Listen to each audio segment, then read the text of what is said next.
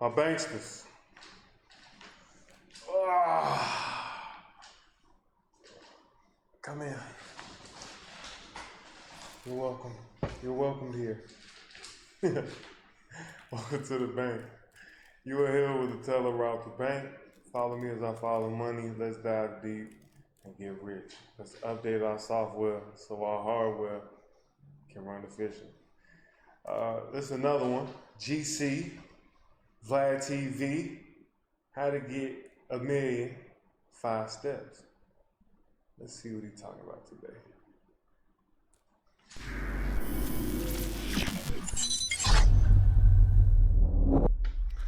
Well, you had a video called 5 Steps to Becoming a Millionaire. Can you break down those 5 steps? Man, I don't know if you held me to them right now. I don't know if I could. I think I probably number one is do the math, or number one, make a commitment to be a millionaire. Number two, do the math. Okay, you basically just break down 20 years into $1 million. That's $50,000 a year. Most people are going to make 50 grand this year. Median income in America is $59,000. So if you're only making 35, it's going to take you 30 years. So do the math and then figure out, hey, how could I shorten this period of time up? Because I do not want to be a millionaire or make $1 million over the next 50 years. I want to see if I can shut that down into like 10 years. I don't need it to be get rich quick. I need it to be, hey, I'm going to get rich at some time in my life. I don't want to be so old that I can't enjoy it. And I want to be able to take care of the people around me that I love and care for. Yeah, what's the point of being rich and old? That's why I never really fully understood like these super long-term investments, because like when they say you compound interest and you'll have fucking $1 million when you're 60, 70. Like, bro, I'm old and decrepit. Like, I don't want to have $1 million. But if I get $1 million by the time I'm 70, I'm just taking care of like the small bills that I have and giving money to other people. Like, I don't see what the fuck I'm really gonna be doing with money when I'm 70. Like, I don't. And when I say giving money to other people, I mean my kids, if they need it. Not being a sugar daddy. I know what you was thinking. I know. I don't need to get help. So I think the last step was just stay with the deal. Don't give up on it. But you might know the 5 steps better than I do. I've dropped a lot of video. Right. Well, you've said in your book, hold on a second, let me find this. Okay. Well, you said in your book, no one will save you or make you successful.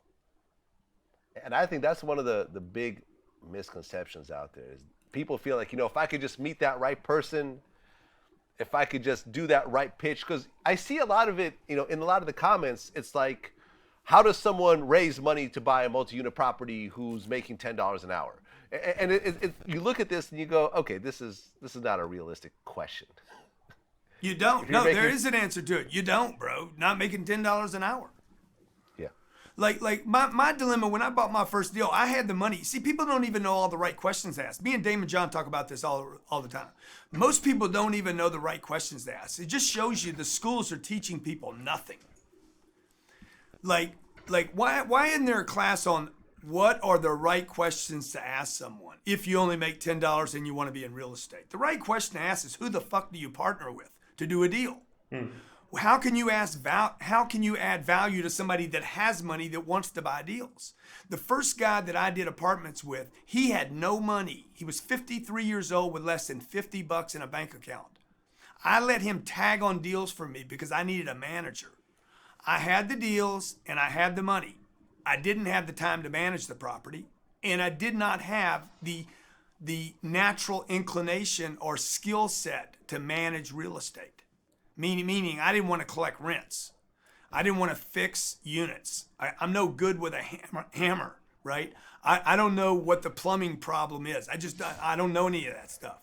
So I gave him an equity position in the apartments to run, manage, take care of the properties. The deal was, don't steal from me. If you steal from me or rip me off, then you're not going to get your piece. And I gave him a piece of equity when we sold. That guy made millions of dollars tagging along with me. And so I completely agree with what they're saying. I think the biggest thing what he's pretty much saying is they're not teaching people to think. Schools aren't teaching people to think. Like, you just follow, to a certain extent, yes, you think, you might write a little bit, you might read, you might do a little bit of math. But the problem with school is that they don't create thinkers, or they don't push for people to be free thinkers. That's the problem. And Tony Robbins said this the best. The quality of your answer is based on the quality of the question that you ask. So if you ask high level questions, you're going to get high level answers. So when he's saying know the right question to ask, if I have no money, if I have $10, if I make $10 an hour, okay, obviously I don't have. So then you must have a very high degree of self-awareness and knowing what skill set you have, what skill set you don't have, or the things that you're going to have to do when somebody else is providing everything else. If you're making $10 an hour, obviously you don't have the money part. So you have to be able to fit in somewhere else. So like he said, I partner with somebody.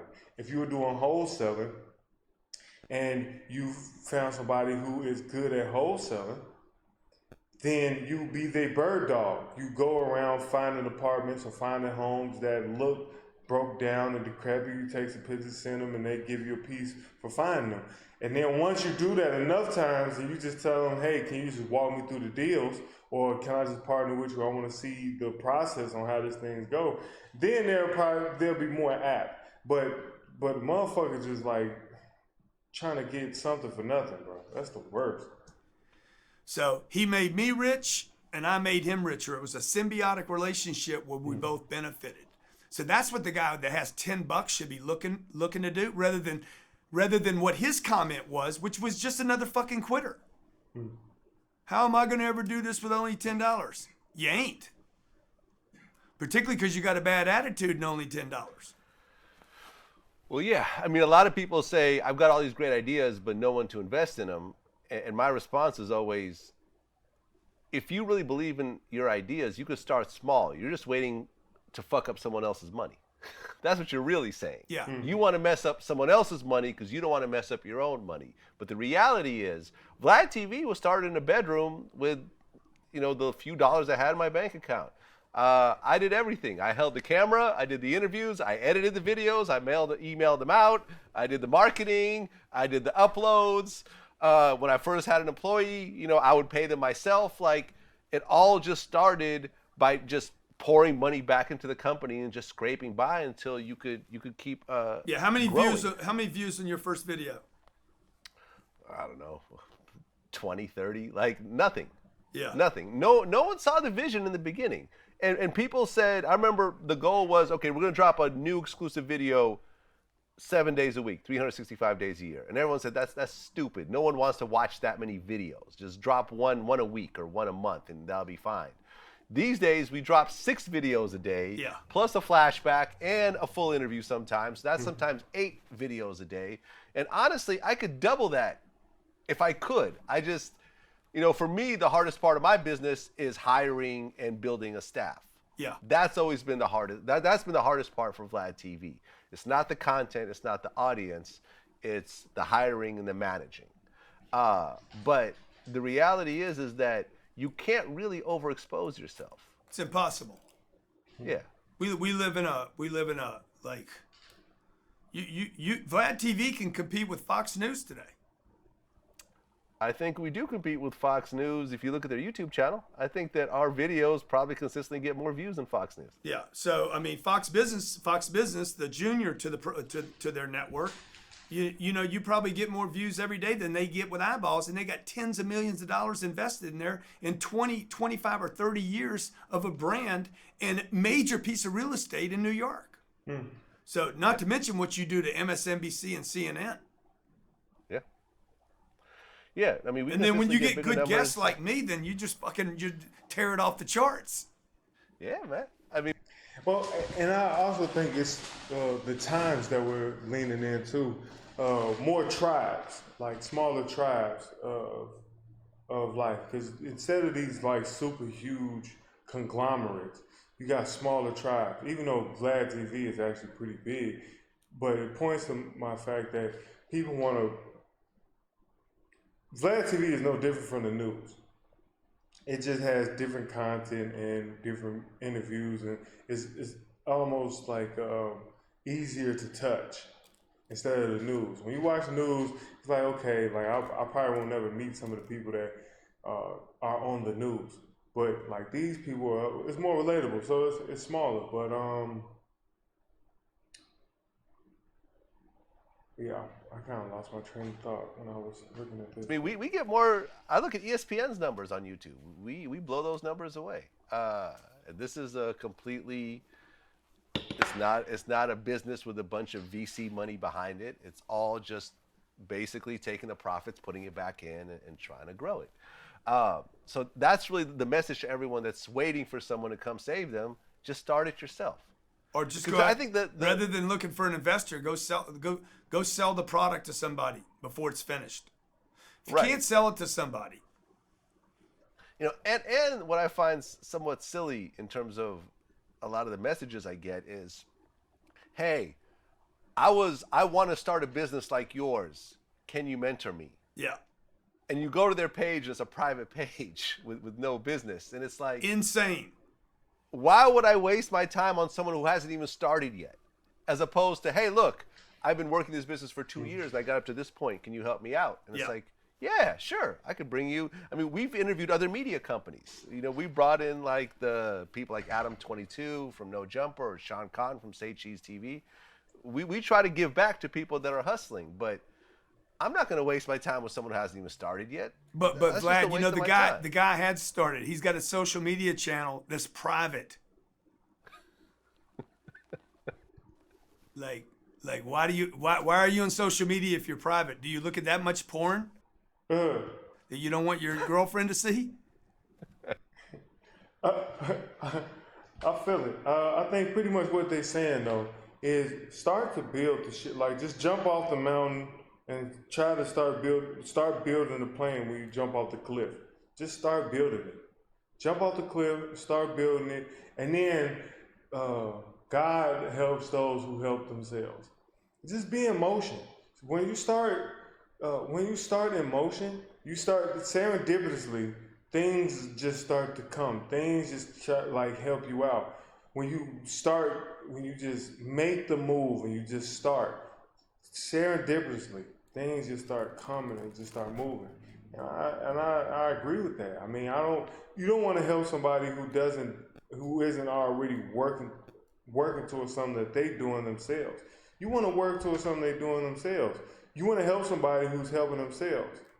So I agree with that. I mean, I don't think that's too much to ask for. So another good video. Let me see. What's pretty much overexposure is a myth. Know the right questions to ask. I would add in there, be self-aware.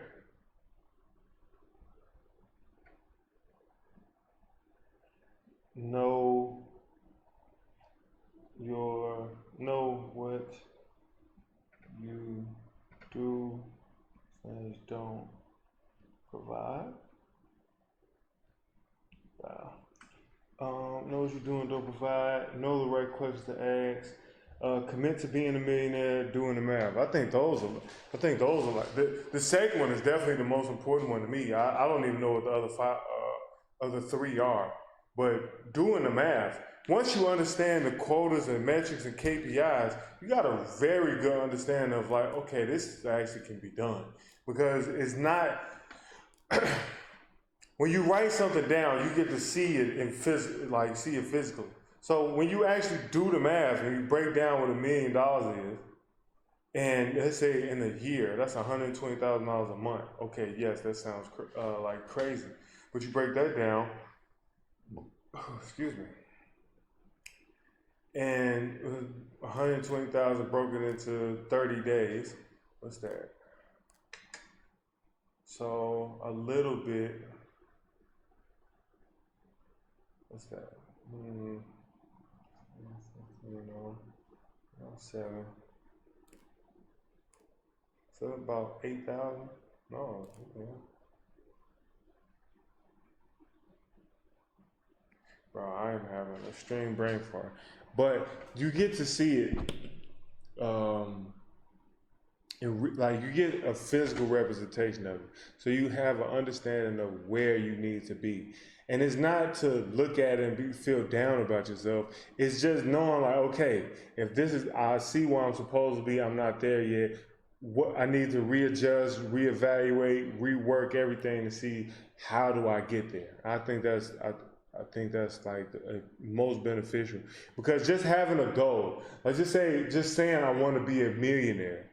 It's just so lofty. It's like, what the fuck does that mean? Like, it means nothing. It's like saying I want a burrito. Like, what? Okay, you want a fucking burrito. Okay. But then when you start to, then you add on to that, okay, I want a burrito.